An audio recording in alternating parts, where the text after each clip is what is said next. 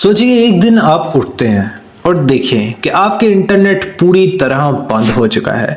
ना व्हाट्सएप, ना यूट्यूब, ना गूगल, पूरा सिस्टम शट डाउन हो गया है। आप सोचते हैं क्या ये टेक्निकल इशू है, क्या किसी हैकर ने अटैक किया है। लेकिन जब इन्वेस्टिगेशन होती है तो एक और ज्यादा हैरत अंगेज बात सामने आती है। ये सब अंडर सी इंटरनेट केबल्स तोड़ दिए गए हैं। अब ये सवाल उठता है, ये कौन कर रहा है? क्या ये किसी स्पाई एजेंसी का सीक्रेट मिशन है? क्या ये फ्यूचर वार की स्ट्रेटजी है, या फिर शार्क्स सच में ये केबल्स काट रहे हैं? क्या आपको लगता है कि एक शार्क अपने तेज दांतों से अंडर सी इंटरनेट केबल्स काट सकती है? दोस्तों, दुनिया भर में जो हाई स्पीड इंटरनेट हम यूज करते हैं उसका 99% डाटा ट्रांसफर अंडर सी केबल्स के थ्रू होता है। ये केबल्स दुनिया के समंदर के अंदर थाउजेंड्स ऑफ किलोमीटर तक बिछी हुई हैं। अगर आप YouTube पे कोई वीडियो देख रहे हैं या WhatsApp पे एक सिंपल टेक्स्ट भेज रहे हैं, इसका डाटा किसी सैटेलाइट के थ्रू नहीं बल्कि अंडर सी केबल्स के जरिए ही जा रहा है। ये है कुछ मेजर अंडर सी केबल्स।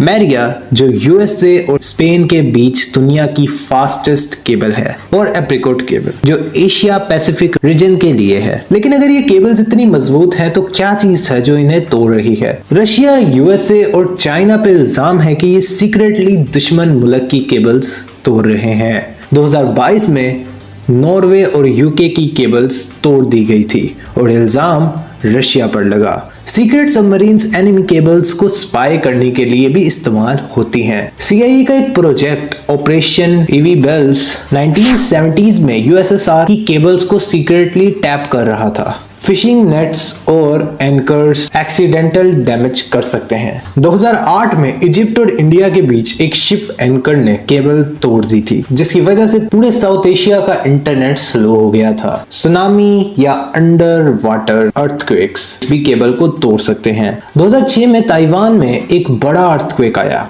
और मल्टीपल केबल्स डैमेज हो गई, जिसकी वजह से जापान और साउथ कोरिया का इंटरनेट स्लो हो गया था। अब सबसे इंटरेस्टिंग क्वेश्चन ये है कि क्या शार्क्स सच में केबल्स तोड़ सकती हैं? दोस्तों, 1980s में नासा ने देखा था कि शार्क्स अंडर सीज केबल्स को बाइट कर रही हैं। साइंटिस्ट कहते हैं कि फाइबर ऑप्टिक केबल्स एक इलेक्ट्रोमैग्नेटिक सिग्नल निकालती हैं जो शार्क्स को कंफ्यूज करती हैं और वो उसे हंटिंग टारगेट्स समझकर काट देती हैं। बहरहाल, आजकल के केबल्स पर स्पेशल प्रोटेक्टिव कोटिंग होती है जो शार्क्स के बाइट से बचाती है। AI monitoring system real time damage detect कर सकेंगे। दोस्तों, फ्यूचर में AI monitoring systems real time damage detect कर सकेंगे। Self healing fibre optic cables test हो रहे हैं। इसके अलावा एलन मस्क का स्टारलिंक और Amazon के project Kuiper space based internet ला रहे हैं, लेकिन अभी भी अंडर सी केबल ज्यादा रिलायबल है। दोस्तों, 2009 में यूरोप और अफ्रीका के बीच इंटरनेट स्लो होने लगा।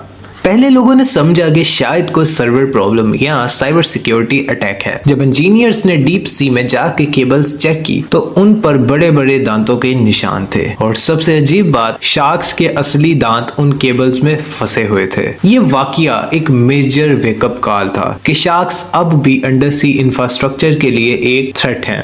डैमेज केबल को रिप्लेस करना पड़ा और नए केबल्स में मजबूत टफ कवरिंग ऐड की गई। इसी तरह दोस्तों, 2014 में गूगल के अंडर सी इंटरनेट केबल्स पर बार बार ब्रेक्स और फेलियर्स हो रहे थे। जब उनकी टेक्निकल टीम केबल्स को इंस्पेक्ट करने लगी तो उन्हें क्लियर बाइट मार्क्स मिले जो कंफर्म करते थे शार्क्स ने ये तोड़ने की कोशिश की है। गूगल के इंजीनियर्स ने फुटेज रिकॉर्ड की जिसमें दिखाया गया कि एक शार्क केबल्स पर अटैक कर रहा है। ये देखते ही गूगल ने अपने नए अंडर सी केबल्स में एक खास लेयर का इजाफा किया जो केवलार मटेरियल का था, जिससे शार्क इजीली बाइट नहीं कर सकती। ये एक रेवोल्यूशनरी स्टेप था जो पूरी टेलीकॉम इंडस्ट्री के लिए एक नया स्टैंडर्ड बन गया। दोस्तों, एक रात अचानक साउथ अफ्रीका और कुछ नेबरिंग कंट्री का इंटरनेट स्लो हो गया। जब नेटवर्क कंपनीज ने इश्यू ट्रेस किया तो पता चला कि अंडर सी केबल डैमेज हो चुकी है। जब डाइवर्स और इंजीनियर्स ने चेक किया तो वहां भी शार्क्स के दांत मिले जो केबल्स को तोड़ चुके थे। साइंटिस्ट का कहना है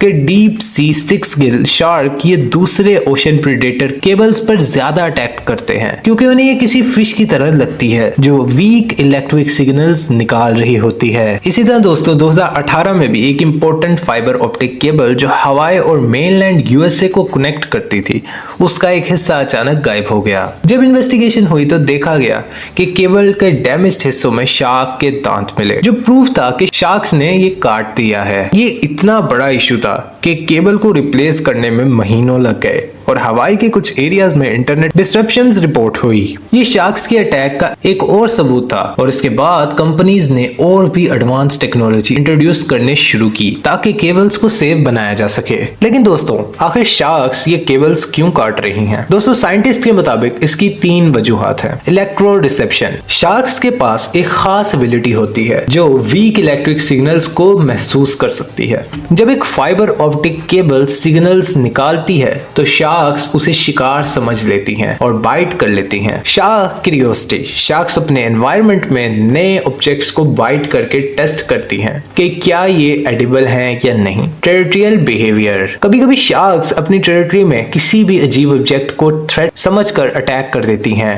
लेकिन दोस्तों, आखिर कैसे मालूम होता है कि केबल कहाँ कट हुई है? जब अंडरसी इंटरनेट केबल्स में कोई मसला या कट होता है तो इंजीनियर्स को तुरंत पता चल जाता है। लेकिन ये सवाल है कि ये लोग मालूम कैसे करते हैं कि केबल एग्जैक्टली कहां डैमेज हुई है। इसके लिए दोस्तों कुछ एडवांस टेक्निक्स और टूल्स यूज किए जाते हैं। OTDR, optical time domain reflectometer. Undersea fibre optic cables में लाइट सिग्नल्स का इस्तेमाल होता है डाटा ट्रांसफर करने के लिए। जब भी केबल्स में कहीं कट या डैमेज होता है तो लाइट सिग्नल्स वहीं रुक जाते हैं या डिस्टॉर्ट हो जाते हैं। इंजीनियर्स एक OTDR डिवाइस यूज करते हैं जो लाइट पल्सेस केबल के अंदर भेजता है और देखते हैं कि ये वापस कब आता है। जिस पॉइंट पर लाइट सिग्नल ब्रेक हो जाए या अनयूजुअल रिफ्लेक्शन हो, वही केबल कट का एग्जैक्ट लोकेशन होता है। अगर एक केबल 10,000 किलोमीटर लंबी है और OTDR सिग्नल का ब्रेक 6,523 किलोमीटर के मार्क पर होता है तो इंजीनियर्स को पता चल जाता है कि डैमेज वहीं पर है। बहुत सारी बड़ी टेलीकॉम कंपनीज जैसे गूगल और फेसबुक अपनी केबल्स को 24/7 मॉनिटर करती हैं।